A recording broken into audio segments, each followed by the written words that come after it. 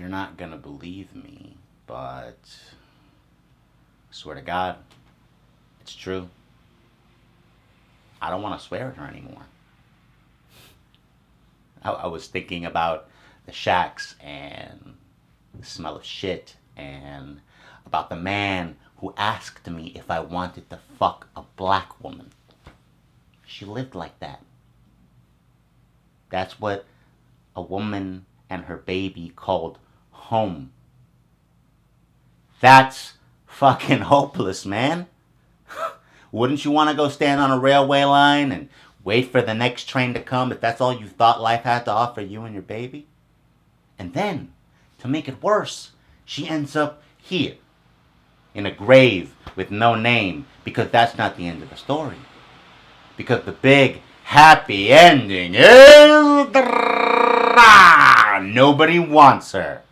Nobody came to claim her. And when we start looking, we can't find her. But suppose we did. I suppose you remember where you buried a little girl and her baby, and you take me to that grave. What do?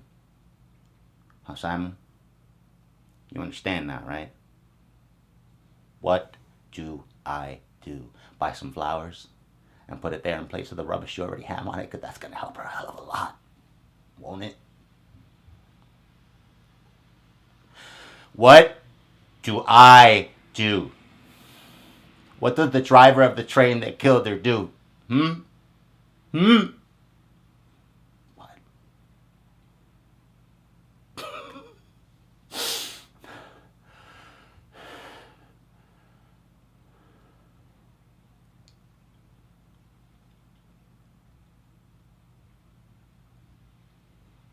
What do I do?